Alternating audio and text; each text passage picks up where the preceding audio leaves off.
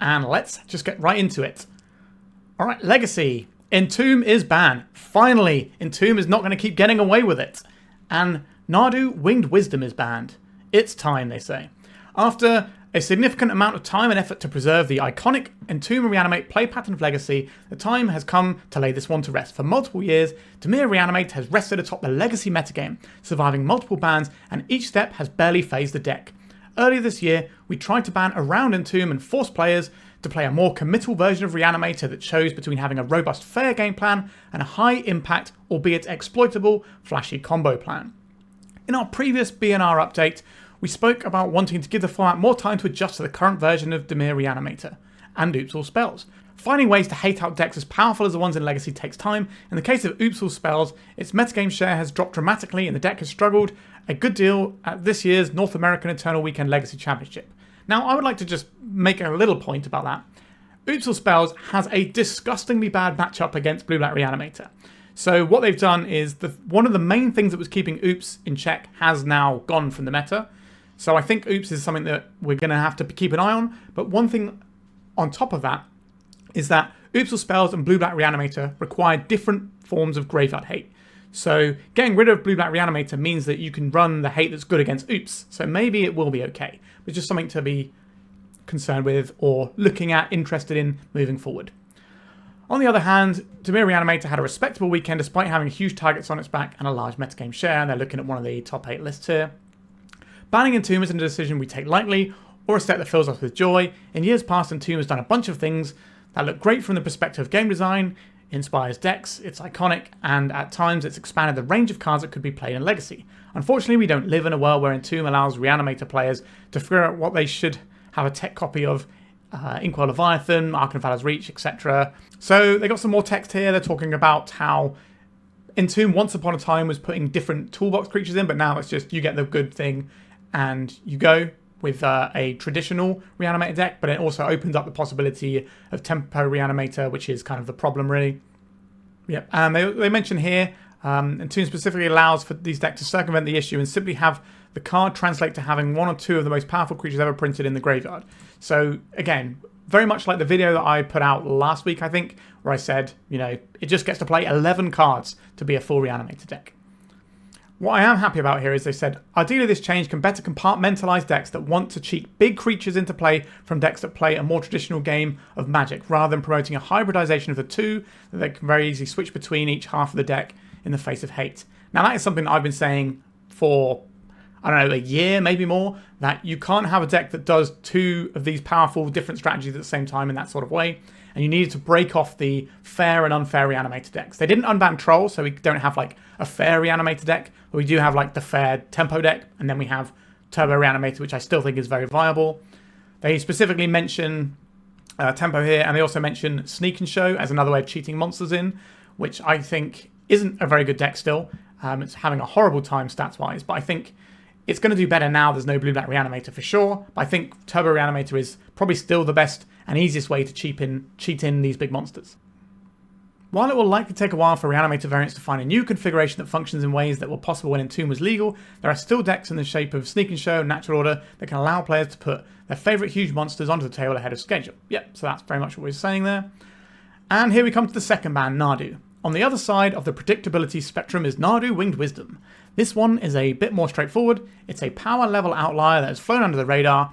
In a similar fashion to what we saw last year leading up to Pro Tour 1 Horizons 3, Nadu decks have been seeing a ton of online representation despite their win rates, in part because of how cumbersome the deck is to manage in an online client. I think that's somewhat fair, but most people should be just scooping to Nadu anyway. I'm getting a bit ahead of myself. There are two versions of Nadu, so they're just going over what the decks are and stuff. So you've got Cephalid Breakfast, and then you've got the Nadu mid-range one. So the mid-range versions of Nadu are incredible at going over the top of what other players are doing to a degree that feels like the opponent is comboing, albeit in a way that is non-deterministic, takes a long time, etc, etc. Just sort of explaining how the Nadu combo works. The deck is also far more resistant to traditional hate than other combo decks by virtue of being a bunch of creatures that can play a normal game of Magic the Gathering in the face of cards like Pithing Needle that can aim to attack the combo angle. The mix of the deck's power level, difficulty to attack, undesirable play patterns has us acting against Nadu a bit more aggressively than we would against other cards in Legacy. because we believe it's in the interests of Legacy's health. So that's all we have for Legacy, and there are two substantially missing components of this. The first one being Tamiyo.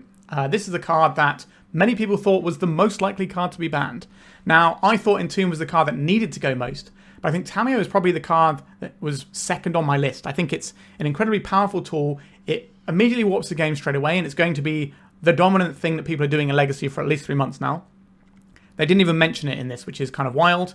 Now, there are a bunch of Tamiyo decks that have okay stats, like Blue-Black Tempo and stuff. Blue-Black Reanimator was the best Tamiyo deck, and I personally think a lot of that power came from Entomb, but Tamiyo is also very, very strong, and is something that we should look at because it does the things that have been broken in Legacy before.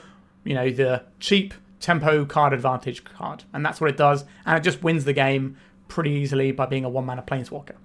There's no mention of the Carnforge deck, which is staggering to me because that deck won Eternal Weekend North America this year and last year, largely off of the back of a horrible broken design mistake called the One Ring, which has already been banned from another format for being oppressive and busted, and I think we're just going to be sort of sat in a waiting room of Tamiyo versus the One Ring for 3 months, and that's kind of going to be where we're at here.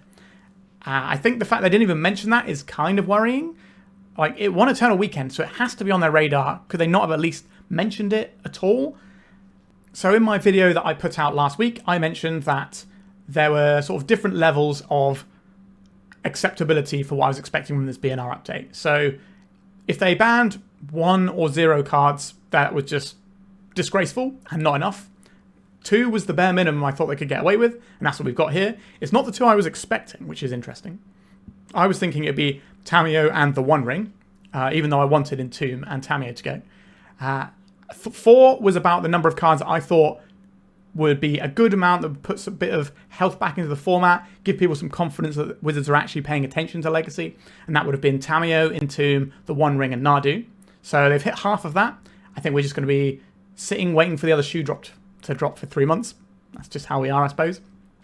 And if they were really, really looking to try and invest in this format and make people happy to play it, I think we would have got 6 changes. So like a couple more bans or possibly unbanning something like a Frantic Search or whatever. And also hitting some Oops stuff because, like I said at the top, Oops was suppressed in the format because of Blue-Black Reanimator. If Blue-Black Reanimator goes, Oops is going to rise up in power like it did when they banned Troll and people were trying to figure out what the perfect build for Blue-Black Reanimator was. Oops was incredibly dominant for a couple of months until people worked out, oh, we can just play Blue-Black Reanimator with Tamiyo and it's really busted. So overall, the ban update for me, I think, is fine. I am very happy that they finally have realised that Entomb just can't keep getting away with it. So there is some positive there. I don't think the lack of mentions of Tamiyo or the One Ring gives me a lot of confidence going forward. I think we're just going to end up 3 months' time. Maybe they say, oh, we need more data and we're going to have to wait 6 months in total. They always seem to be a little bit behind and dragging their feet with the bans. Ever since they didn't ban Grief that one time, they've always been like a ban cycle behind. But we've got some progress, and that is always something. The format will be probably better than it was. I am a little bit worried about the dominance of Tamiyo and One Ring decks, as you probably guessed. But I think we are a step in the right direction, but probably not a step as far as we need to be. That's my take on the BNR. Hope you enjoyed listening to my various ramblings here. Let me know what you think of the BNR, and importantly, keep the discussion respectful, especially if you're directing any comments towards the people, you know, who work at Wizards, who make these decisions. They are doing what they think is best, even if we don't necessarily agree with them, and it's perfectly possible to respectfully disagree and not be rude or anything like that about it. So make sure that you're all respectful and lovely. All right, thank you very much for watching, and goodbye.